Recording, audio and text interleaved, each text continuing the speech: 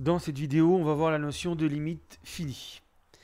Alors, une suite UN a pour limite petit l. Alors, L, c'est un réel. On dit aussi que la suite UN converge vers L. Lorsque pour tout intervalle ouvert, grand I contenant L. Alors, généralement, on prend les intervalles de cette forme. Ici, on a L moins epsilon, L plus epsilon. Donc, l'intervalle I, généralement, c'est un intervalle de la forme L moins epsilon, L plus epsilon avec epsilon strictement positif. Alors, ça veut dire quoi que la suite UN tend vers L? Eh bien, à partir d'un certain rang, tous les termes de la suite appartiennent à l'intervalle. Alors, occasionnellement, par exemple, je peux avoir U4 dans l'intervalle, mais ça n'est pas le grand N de la définition si U5 est en dehors de l'intervalle, U6 en dehors de l'intervalle. Par contre, si U1 N-1 est le dernier terme de la suite à être en dehors de l'intervalle et qu'à partir du rang N, U1 grand N, U1 grand N plus 1, etc., tous les termes UN sont dans l'intervalle, eh bien, on dira que tous les termes de la suite UN sont dans l'intervalle I à partir du rang grand N. Ici, ça marche quel que soit l'intervalle de départ, même en réduisant epsilon, donc en resserrant l'intervalle autour de L. Si on arrive à rentrer tous les UN à partir d'un certain rang dans l'intervalle, on dira que la limite de la suite UN, c'est petit l. Une autre façon de dire, ici, autrement dit, pour tout intervalle ouvert I contenant petit l, il y a un nombre fini de termes UN en dehors de l'intervalle I. Et ceci, quel que soit l'intervalle choisi. Même si on resserre indéfiniment l'intervalle autour de L, il n'y aura qu'un nombre fini de termes de la suite en dehors de l'intervalle. Alors, on va voir comment on peut utiliser ça pour trouver les limites des suites. Et puis, on verra plus tard que les opérations sur les limites évitent d'utiliser cette définition un peu compliquée en pratique. Alors, on va voir la première suite UN égale 1 sur N.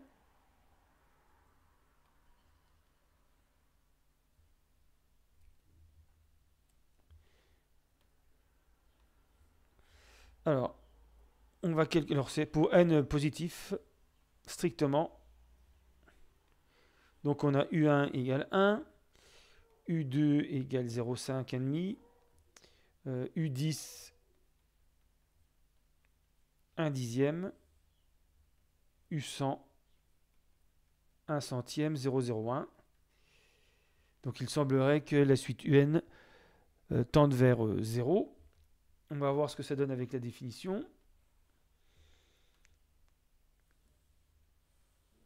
Donc là, on a 0, par exemple. Je vais prendre moins 0,1, 0,1, qui est un intervalle ouvert contenant 0. Donc j'ai U1 qui vaut 1. Ensuite U2 qui vaut 1,5,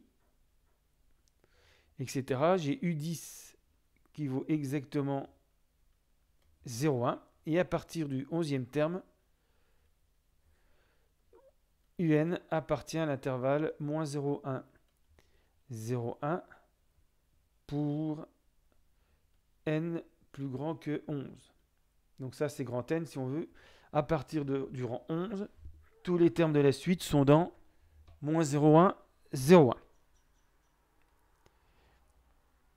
Alors, bien sûr, si on resserre l'intervalle, ça marche toujours. Je peux prendre par exemple 0. Alors, c'est pas la même échelle. Là, je vais prendre moins 0,01, 0,01. Jusqu'à U99, ici, on est en dehors. Ici, c'est U1 100. Et à partir de U1 101, on est dans l'intervalle.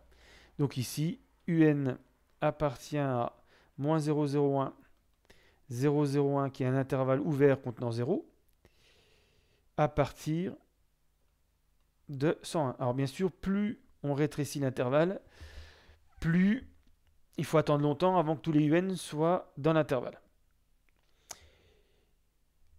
Mais bien sûr, quel que soit dans le cas général,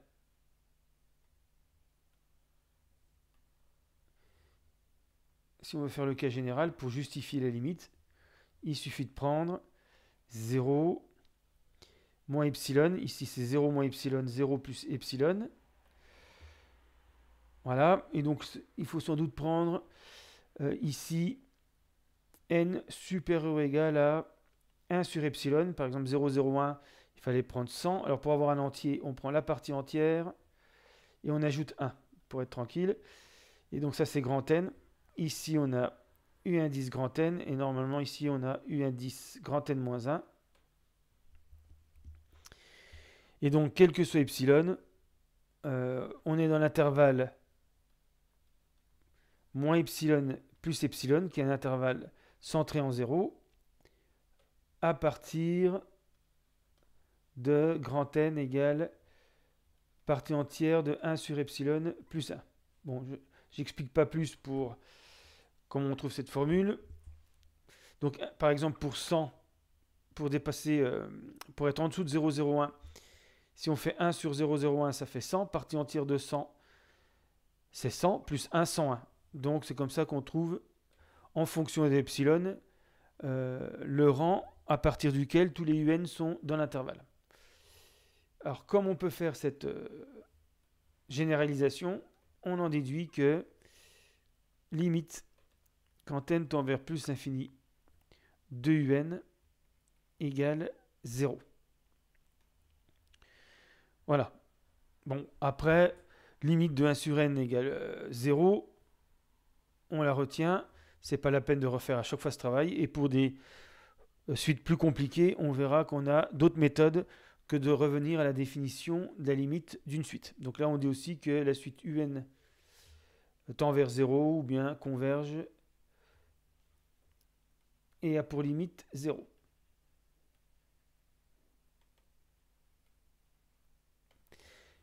Alors, quand une suite tend vers plus l'infini, si limite de UN égale plus l'infini, là on dit que la suite diverge vers plus l'infini et a pour limite plus l'infini. On verra qu'il existe des suites qui n'ont pour limite ni L ni plus ou moins l'infini. Alors maintenant, la suite de n plus 3 sur n plus 5.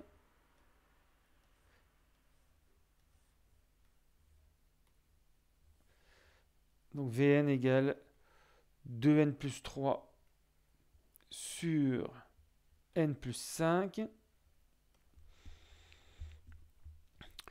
Alors, en calculant quelques termes, par exemple V de 100, on est très proche de 2. Donc on peut conjecturer que Vn tend vers 2. On peut aussi calculer Vn moins 2. On n'a pas encore vu les opérations sur les limites. Donc on va essayer de faire autrement. 2n plus 3 sur n plus 5 moins 2, ça fait 2n plus 3 moins 2 fois n plus 5 sur n plus 5. Alors on pourrait essayer de trouver un intervalle à partir de quel rang on est dans l'intervalle 2 moins epsilon, 2 plus epsilon, mais ça devient un peu compliqué. Ici ça fait 3 moins 10, ça fait moins 7 sur n plus 5. Alors, quand n devient très grand, c'est pareil pour n plus 5. Donc, moins 7 divisé par un nombre très grand, tout ça, ça tend vers 0. Et donc, limite de Vn moins 2 égale 0. Et donc, limite de Vn, c'est 2.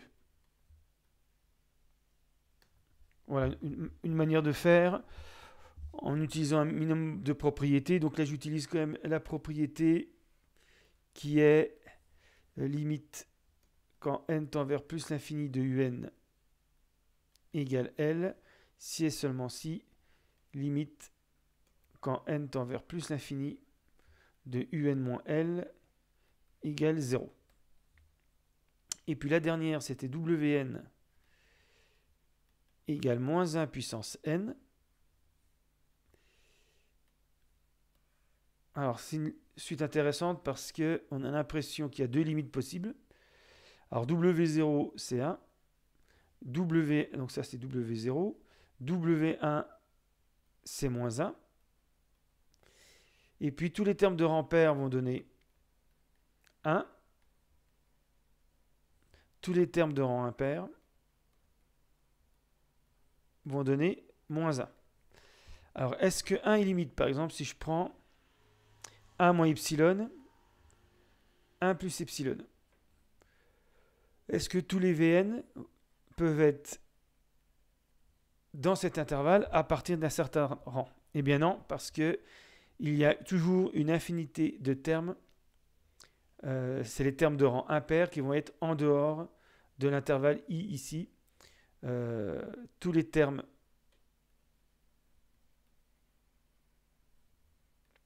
de rang impair. Alors c'est même, si on veut, on peut prendre 1 moins 0,1, 1 plus 0,1. Ça suffit. Il suffit. C'est pas la peine de le montrer pour tous les intervalles. Il suffit que ça ne marche pas pour un intervalle. Et 1 ne peut pas être limite. Donc tous les termes de rang impair sont en dehors de l'intervalle I. Ça veut dire qu'il y a une infinité de termes de la suite en dehors de l'intervalle. Alors que normalement, si 1 était limite, il ne devrait y avoir qu'un nombre fini de termes de la suite en dehors de cet intervalle. C'est-à-dire on ne peut pas mettre tous les Vn, tous les Wn dans l'intervalle I. Donc ça, tous les Wn appartenant à I à partir du rang n, d'un rang grand N, c'est impossible.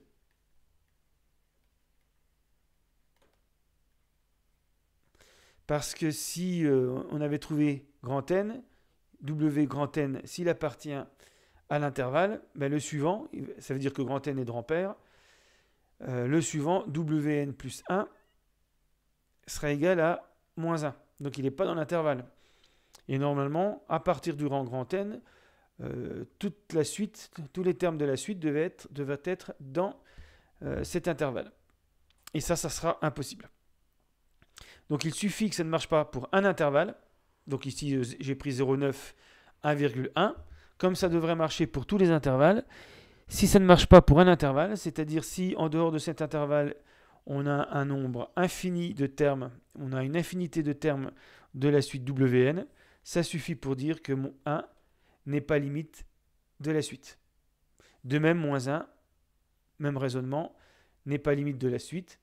Et puis, aucun terme, si on prend 0 par exemple, là il n'y a aucun terme de la suite dans l'intervalle moins 0,1, 0,1 par exemple, donc c'est terminé. 0 ne peut pas être limite de la suite. Donc aucun réel n'est limite de la suite Wn. Donc là on a l'exemple d'une suite qui est divergente puisqu'elle n'a pas de limite réelle, mais qui n'a pas de limite du tout. Ni infini ni fini.